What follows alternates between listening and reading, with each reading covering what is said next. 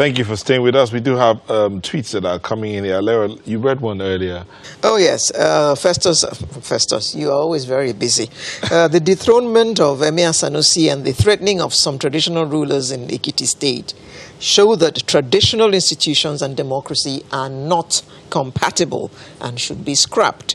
They have no relevance in the 21st century, says Festus. Yeah. But I don't think Tony agrees with him. Just before Tony before you react. Before Tony reacts, Musa says, those are colonizers. Can their prime minister remove the Queen of England, or Dukes of Edinburgh and Wales, etc.? It's not possible. I said it before that even in England, the Queen remains the symbol, ceremonial head of the government. Now, what we need to do is that there is no way you can do away with traditional institutions in Nigeria. There is no way. What we can do is to strengthen them. And if you look at the history of removal and dethronement and banishment of kings, obas, and the rest, it's always based on political convenience of the executive persons, the leaders. It is not based on reality. What is Sanusi's offense, for instance? It's outspokenness, it's frank, it's realistic, it's trying to move away to modern... Insubordination is no, it's not. You see, when, for instance, some governors of the northern states are paying persons that are not working to marry more wives. Of course, if Sanusi had supported such a thing, he would have abused the integrity he built over time because he was against it. And then he tried to encourage the governors to take education more serious. How did we get all the almanjeries on the street?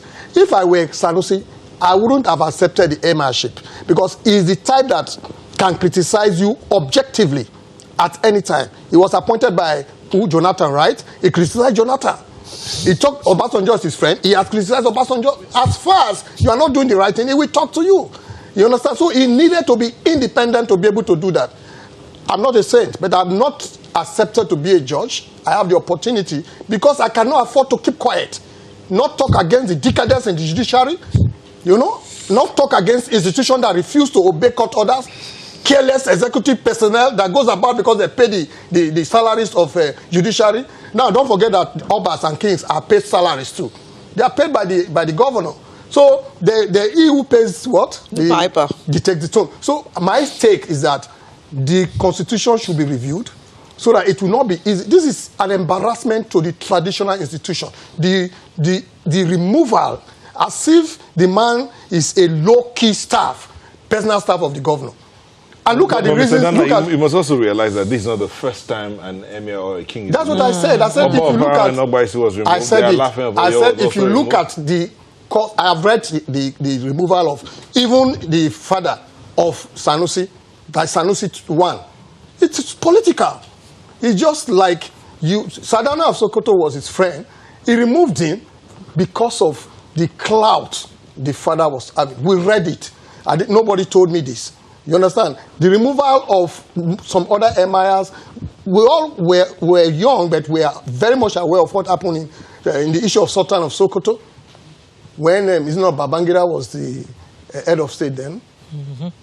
The military, yes, but we all heard about what happened, Dasuki involvement and all that. It's all political. There is no one, they will exploit, in Kano State, they exploit their native law. I've forgotten the name of the law that they used. And then when they were asked to tell us what happened, he said insubordination. What do you mean by insubordination? But you want the emir of Kano to come to you in the governor's office and bow down and talk to you? The man is the type that you cannot push around. You cannot push about. You cannot tell, he's my boy, call him, let him come. I will just tell him what to do. Tony, he has a mind of his own. Tony, can you therefore see the first-class obas especially galvanizing and putting some kind of voice forward that they will not accept this kind of treatment? Immediately Sanusi because was that removed. Was very demeaning. The first statement I made is that if the other first-class obas keep quiet, they are taking a very big risk. That means the Oba of Benin can be removed easily. And this is an institution that is sacred. An institution that everybody look up to. We in Lagos, in fact, the Oba of Benin can say everybody sit at home in Benin. And they will sit. And they will sit at home. And then you just come and remove him like that. I mean, we ought to take note of this. We are part of this tradition. There's no way we can leave it. Okay, so Festus, you come in here. Festus says, we see how a certain governor addressed a traditional ruler in his state, in the southern part of the country, South Side. He says it proves that these institutions are no longer relevant. But Shabak says, I won't talk about political influences. Actually, this is what should be expected when a society as ours has traded the golden tradition in the name of civilization. Yeah, when you look at the issue, again, I will call our attention to the complexities of the whole situation. Culture differs in different parts of the country. Traditions differ, customs differ, so also the relationship of the people to their own traditional institution. Let me give you a very good example of Ogun State, where the Alake of Egba land used in the past to exercise legislative, judicial, and executive functions, because at a point in time, Egba land for 21 years was a separate country recognized by Britain within Nigeria. Now, what you have is they have their own judicial system.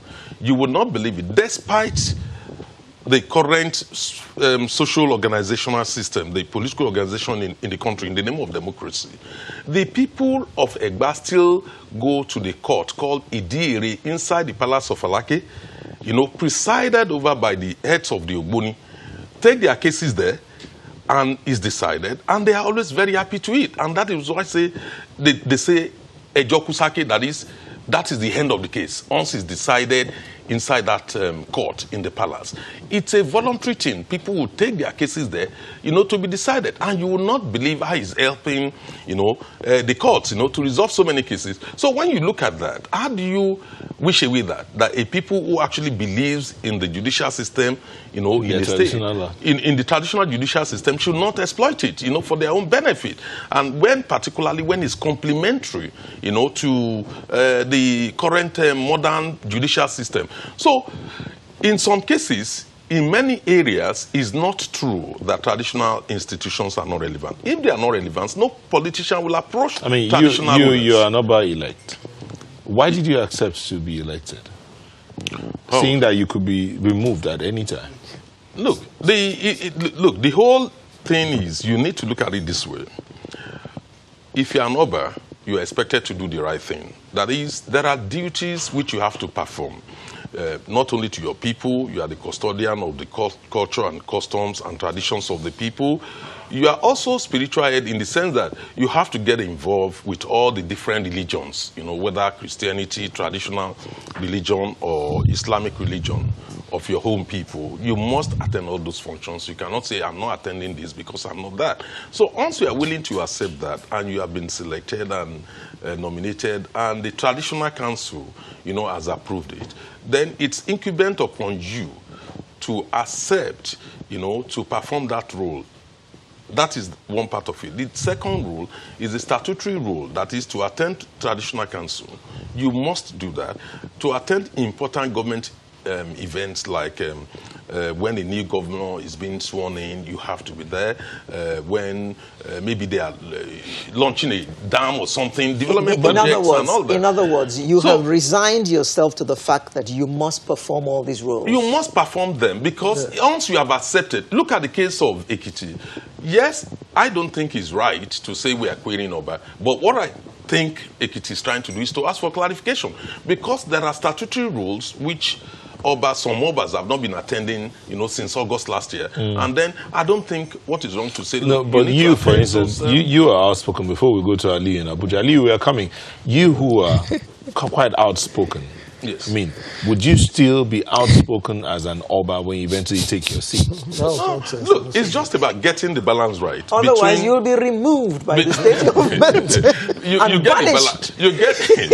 get the balance right between the expectations of the people on development. You have to insulate yourself from politics. So it's one of the expectations of the people anyway, because you cannot say I'm supporting this political party against that. So you insulate yourself from politics. You have to attend to the development different needs of your community. You have to help in terms of access to land for industrial development. You have to try and attract people, you know, to invest in your community. I think those are very positive things. There are so many important roles Oba can play. Rather than, I am not against any Oba speaking out, because if they have a view, but it should not be a partisan issue. It should be about find the right channel needs. to deliver your message. Do not forget also, Oba have access to governors. You can always make your representations to government in different ways, either to the Commissioner for Chieftaincy or through the Traditional Council. Ali, before come to you. Hear this. And Andubisi Okoli says the traditional institutions should be scrapped.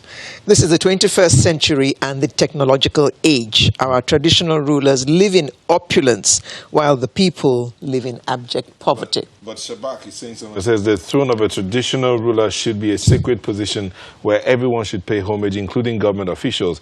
Their disciplinary measures are outwardly traditional, to be chaired over by traditional councils. He says it continues. But Ali, you see the two sides of this divide. Within the Nigerian space, there are two kinds of thought, schools of thought, who believe, some say the traditional institutions should continue, they don't say it should be scrapped. But again, are they relevant? I mean, Nigeria has chosen democracy. We've left the traditional well, not that we've left the traditional institutions, but Nigeria has chosen to be a democratic nation. Tell us, how do we move forward? Well, before I answer your question, please permit me to say this. I think now and in the years to come, our traditional institutions will continue to be relevant. You see, in our bid to embrace modernity, we have decided to abandon and relegate our traditional customs and heritage. A lot of Nigerians travel to London. And what do they go to do in London? They go to visit Buckingham Palace. Pay plenty of money to be able to do that. We travel to Dubai to go on Arabian safaris, to go and witness other people's culture and tradition. But here we are at home, relegating our own culture and heritage. Cultures that have outlasted governments, politicians, and several other things that have come and gone in our society. I believe we should cherish and elevate and strengthen our traditional institutions and traditional heritage. The way forward is this. I believe we are all unanimous on this panel that traditional institutions remain relevant and valid. So therefore, there is the urgent need to provide clearly spelled out constitutional role for our traditional rulers. There is an ongoing constitutional review process. I think this is an ideal opportunity to incorporate the role of traditional rulers and traditional institutions into a constitutional review process so that the traditional institutions can be strengthened as well as insulated from politics. You can't remove a first-class traditional ruler as if you are removing a low-key staff, just as said by Mr. Shomi over there in Lagos. So, going forward, I think for some of us, this is what I actually wanted to say. Majority of our populace live in the rural areas. Less than 30% of Nigerians live in the urban areas. The role of traditional rulers can only be seen from our rural areas. They manage conflicts. For every community, there is a district head. There are district heads, there are emirs, and there are traditional positions that are responsible for maintaining law and order in our rural areas. But because we live in the urban areas, some of us are saying our traditional institutions are not relevant in the 21st century. In the next 1,000 years, the monarchy will be relevant in England. In the next 1,000 years, the kings of Dubai and other countries in the Middle East where they operate a monarchical system. I don't want to go into debate of what system of government is best. But Dubai operates a monarchy. And today, Dubai is far more advanced than Nigeria, which practices a democracy. And why is that? Because they have respected, promoted, and strengthened their traditional monarchical institution in Dubai. The same thing in England. Over the years, the Queen of England appoints and summons a prime minister. The Queen of England has the power to abolish the parliament. But these are things that they do not do because they've tried over the years to strengthen the institution. They've tried to develop and strengthen their parliament. At the same time, they've tried to develop and strengthen their traditional institution. What this tells us is both systems can operate side by side. And I think it's in our best interest to protect our traditional values and heritage for us to find and develop or evolve a system where our traditional institutions can operate vis-a-vis or side by side by our political institution. I think that's my take on it.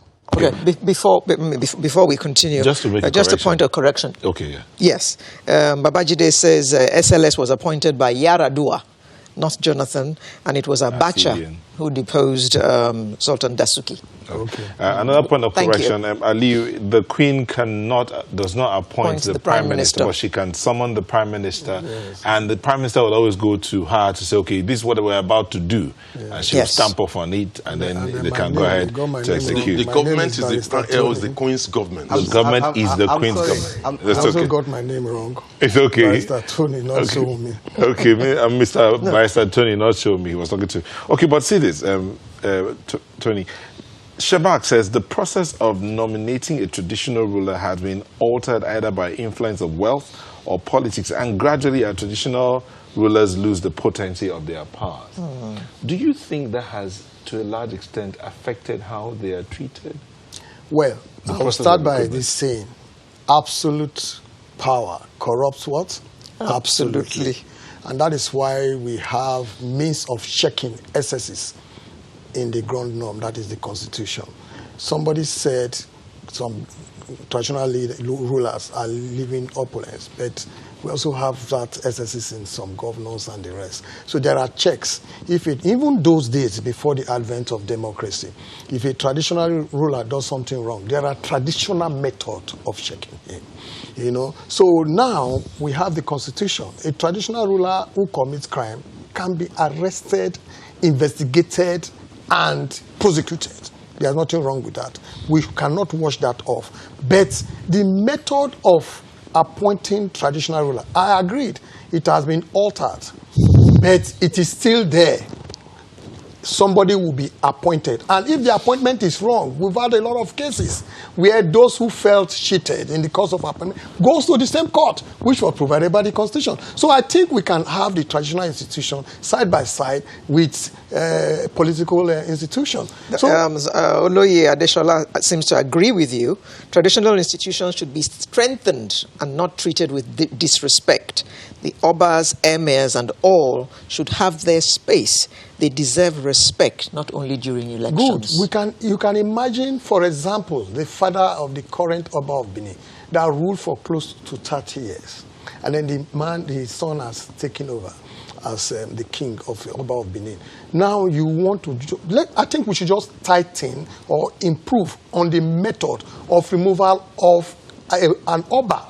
It should not just be like any governor can just stand up for personal or ulterior motive, which he just sacks a first-class Oba that people respect so much. And then, of course, like my colleague said, the Oba-elect, if you are a king, there are certain things you cannot do, or you should be careful in doing, or you should look for a better way to do them. In as much as before he became the emir, I've always admired Sanusi. I respect the sanity. I appreciate the sanity he brought into commercial banks' governance by the central, as when he was governor of the central bank. And then, please let me quickly conclude to say that what we need to do is to appreciate in our constitution the respect traditional institution has among the people. It is even democratic to do that. All right. Thank you very much. I'm afraid we have to let it go here, but I need to read this to you because this is for you.